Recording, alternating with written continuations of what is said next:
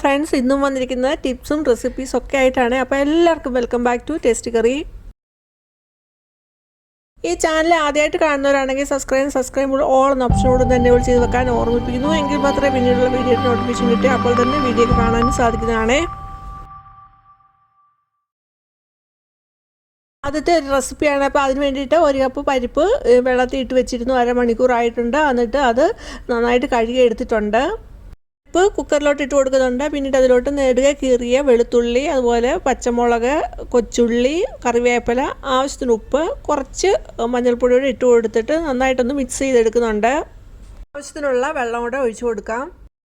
പരിപ്പൊക്കെ നമ്മൾ കുക്കറിൽ വേവിക്കുന്ന സമയത്ത് ഒരു തുള്ളി വെളിച്ചെണ്ണയോടെ ഒഴിച്ചു കൊടുക്കാവുന്നതാണ്. അങ്ങനെ ഒഴിച്ചു കൊടുക്കുന്നത് എന്തിനാണെന്ന് വെച്ചാൽ ഇത് വേവിക്കുന്ന സമയത്ത് ഇത് തിളച്ച് തൂകി പോകുന്നത് ഒഴിവായി കിട്ടും. അതുപോലെ കുക്കറിൻ്റെ ലിഡ്, ഈ പരിപ്പൊക്കെ ചെറിയ സാധനമാണല്ലോ, അത് വന്ന് അടയുന്നത് ഒഴിവാക്കുന്നതിനും ഇത് സഹായിക്കുന്നതായിരിക്കും. നമുക്ക് കുക്കറിൻ്റെ ലിഡയിൽ നമുക്ക് ഒരു തുള്ളി വെളിച്ചെണ്ണ ഒഴിച്ചിട്ട് അതൊന്നും തൂത്ത് കൊടുത്താൽ പരിപ്പ് തിളച്ച് വരുന്ന സമയത്ത് ആ കുക്കറിൻ്റെ ലിഡയിൽ അത് പറ്റി പിടിച്ചിരിക്കുകയൊന്നും ചെയ്യത്തില്ല. നമുക്ക് കുറച്ചുകൂടി പണികളൊക്കെ എളുപ്പമായി കിട്ടുകയും ചെയ്യും. അതുപോലെ പരിപ്പ് തിളച്ച് പുറത്തോട്ട് തൂകത്തുമില്ല. അപ്പോൾ ഒരു തുള്ളി വെളിച്ചെണ്ണ ഞാൻ കുക്കറിൻ്റെ ലിഡയിലൂടെ ഒഴിച്ച് കൊടുത്തിട്ടൊന്ന് തൂത്ത് കൊടുക്കുന്നുണ്ട്. അത് കഴിഞ്ഞിട്ട് ഇത് അടച്ചു കൊടുക്കുന്നു. അത് കഴിഞ്ഞിട്ട് ഗ്യാസിലോട്ട് വെച്ചിട്ട് ഗ്യാസ് ഓണാക്കുന്നുണ്ട്. കുക്കറിൽ ലിഡിൽ നമ്മൾ വെയിറ്റ് ഇടുന്നത് ആവി വന്നു കഴിഞ്ഞ് മാത്രമേ വെയിറ്റ് ഇട്ട് കൊടുക്കാവൂ.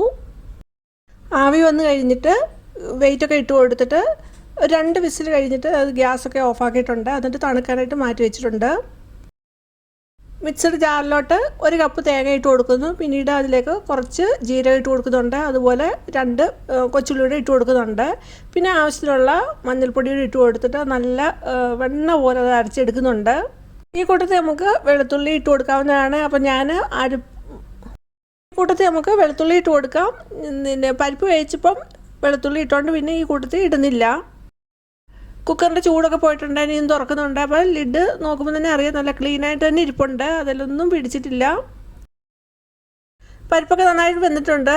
ഇനി 2 പിടി മുരിങ്ങയില ചേർത്ത് കൊടുക്കുന്നു. ഇനി ഗ്യാസിലോട്ട് വെച്ചിട്ട് ഒന്ന് ഗ്യാസ് ഓണാക്കുന്നുണ്ട്.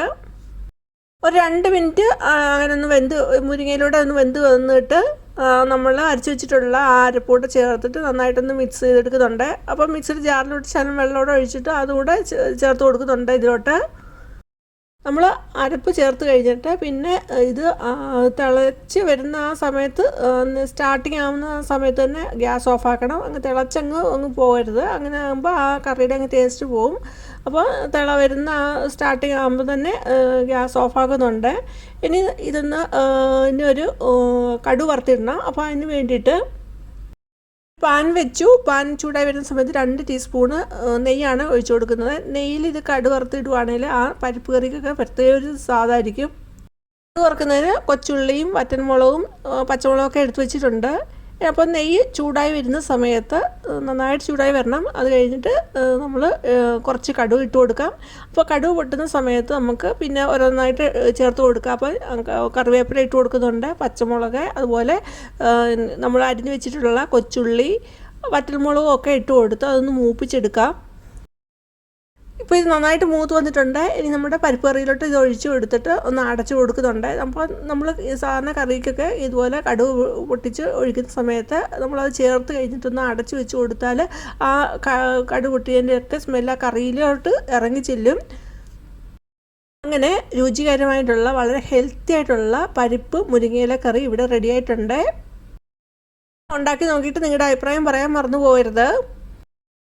ഇതുപോലുള്ള റെസിപ്പീസ്, അതുപോലെ tips, hair dye, hair oil, അങ്ങനെ കുറേ നല്ല വീഡിയോസൊക്കെ അപ്ലോഡ് ആക്കിയിട്ടുണ്ട്. അതൊക്കെ നിങ്ങൾക്ക് കയറി കാണാം. എന്നിട്ട് നിങ്ങളുടെ അഭിപ്രായമൊക്കെ പറയാം. ഒരു ടിപ്പാണ്. അപ്പോൾ അതിന് വേണ്ടിയിട്ട് പ്ലാസ്റ്റിക്കിൻ്റെ ഒരു കണ്ടെയ്നർ എടുത്തിട്ടുണ്ട്. പ്ലാസ്റ്റിക് പാത്രം ഉണ്ടെങ്കിൽ നമുക്ക് കിച്ചണൊക്കെ വളരെ നന്നായിട്ട് തന്നെ ഓർഗനൈസ് ചെയ്ത് വെക്കാം. കിച്ചൺ മാത്രമല്ല, ഇതുകൊണ്ട് പല ആവശ്യങ്ങൾക്കും നമുക്ക് ഉപയോഗിക്കാവുന്നതാണ്. വളരെ സിമ്പിളായിട്ട് ഉണ്ടാക്കാം. ഇത് മാത്രം മതി. പ്രത്യേകിച്ച് വലിയ സാധനങ്ങളൊന്നും വേണ്ട. വളരെ സിമ്പിളായിട്ട് നമുക്ക് ഓർഗനൈസർ ഉണ്ടാക്കാവുന്നതാണ് ഇതുകൊണ്ട്. അപ്പം ഞാൻ ഈ പ്ലാസ്റ്റിക് പാത്രത്തിൻ്റെ കൂടെ ഇനി വേറെ എന്താ എടുത്തതെന്ന് നോക്കാം. ഞാൻ കുറച്ച് റബ്ബർ ബാൻഡാണ് എടുത്തിരിക്കുന്നത്. അപ്പോൾ ഇതിൽ എടുത്തിരിക്കുന്ന റബ്ബർ ബാൻഡ് ഓരോന്നായിട്ട് ഈ കണ്ടെയ്നറിലോട്ട് ഇട്ട് കൊടുക്കാം. ഓരോ റബ്ബർ ബാൻഡും എടുത്തിട്ട് ഈ കണ്ടെയ്നറിന് നെടുകയും കുറുകയൊക്കെ ഇട്ട് കൊടുക്കുന്നുണ്ട്.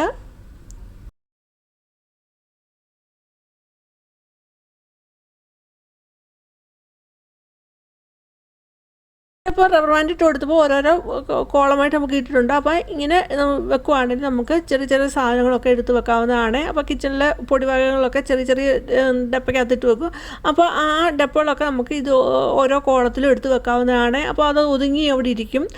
ഇത് കിച്ചണിൽ മാത്രമല്ല, നമുക്ക് കുട്ടികളുടെ സ്റ്റഡി ടേബിളെ കൊണ്ട് ഇതുപോലെ സെറ്റ് ചെയ്ത് വെക്കാവുന്നതാണ്. അപ്പോൾ അവരുടെ പെൻസില്, അവർക്ക് എപ്പോഴും എടുക്കുന്ന സാധനങ്ങളായിട്ടുള്ള റബ്ബർ, സ്റ്റാപ്ലർ, അവരുടെ ID കാർഡ്, പേന, പെൻസിൽ, ഇതെല്ലാം നമുക്ക് ഓരോ കോളത്തിലിട്ട് വെക്കാവുന്നതാണ്. അവിടെ നീറ്റായിട്ട് ഇരിക്കുകയും ചെയ്യും. ഒന്ന് സെറ്റ് ചെയ്ത് അവരുടെ സ്റ്റഡി ടേബിളിൽ വെക്കുകയാണെങ്കിൽ അവരത് ഓർഗനൈസ് ചെയ്ത് വെക്കാനായിട്ടും പഠിക്കുകയും ചെയ്യും. അത് ആലസ്യമായിട്ട് ഇടുകയും ചെയ്തില്ല. ഇങ്ങനെയൊന്നും ഉണ്ടാക്കിയിട്ട് നമുക്ക് ബാത്റൂമിലാണെങ്കിലും ഇതുപോലെ ഒന്ന് സെറ്റ് ചെയ്ത് വെക്കാവുന്നതാണ്. ബാത്റൂമിൽ എപ്പോഴും നമ്മൾ എടുക്കുന്ന സാധനങ്ങളൊക്കെ ഇട്ട് വെക്കാനായിട്ടും ഇതുപോലെ ഉപയോഗിക്കാവുന്നതാണ്. എല്ലാവർക്കും യൂസ്ഫുൾ ആണെന്ന് കരുതുന്നു. യൂസ്ഫുൾ ആണെങ്കിൽ ലൈക്ക് തരിക. അതുപോലെ നിങ്ങളുടെ ഫാമിലിക്ക്, ഫ്രണ്ട്സിനും ഒന്ന് ഷെയർ കൊടുക്കുക. ആദ്യമായിട്ട് കാണുന്നത് സബ്സ്ക്രൈബ് ഓൾ ഓപ്ഷനോട് തന്നെ വിളിച്ച് നോക്കുക. ഇനി വേറൊരു വീഡിയോ ആയിട്ട് വരുന്നവരെയും ബൈ. Thanks for watching.